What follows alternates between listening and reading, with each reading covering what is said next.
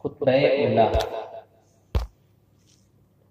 الله أكبر الله أكبر لا إله إلا الله والله أكبر ولله الحمد. الحمد لله رب العالمين والصلاة والسلام على رسوله الكريم وعلى آله وأصحابه أجمعين. الله أكبر لا إله إلا الله والله أكبر ولله الحمد. أما بعد، فيا أيها الناس وحدوا الله فإن التوحيد رأس الطاعات، واتقوا الله فإن التقوى ملاك الحسنات، وعليكم بالسنة فإن السنة تهدي إلى الإطاعة، ومن يطع الله ورسوله فقد رشد واهتدى.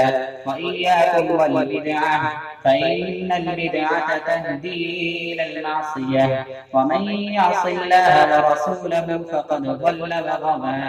الله أكبر لا إله إلا الله والله أكبر ولله الحمد. وسأل أصحاب رسول الله صلى الله عليه وسلم فقالوا: ما هذه الأضاحي يا رسول الله؟ قال: سنة أبيكم إبراهيم عليه الصلاة والسلام. قالوا: فما لنا فيها يا رسول الله؟ قال: بكل شعرة حسنة. قالوا: فالصوف يا رسول الله؟ قال: بكل شعرة من الصوف حسنة. الله أكبر لا إله إلا الله والله أكبر ولله الحمد. أعوذ بالله من الشيطان الرجيم. لن ينال الله لحومها ولا دماؤها ولكن يناله التقوى منكم. كذلك سخرها لكم لتكبروا الله على ما هداكم وبشر المحسنين. أقول قولي هذا وأستغفر الله لي ولكم ولسائر المسلمين فاستغفروه إنه هو الغفور الرحيم.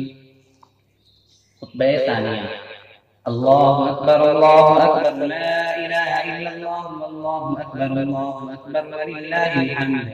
الحمد لله لا إله إلا الله ولا حول ولا قوة إلا بالله. اللهم صل على محمد عبدك ورسولك وصل على المؤمنين والمؤمنات والمسلمين والمسلمات وبارك على محمد وأزواجه وذرياته.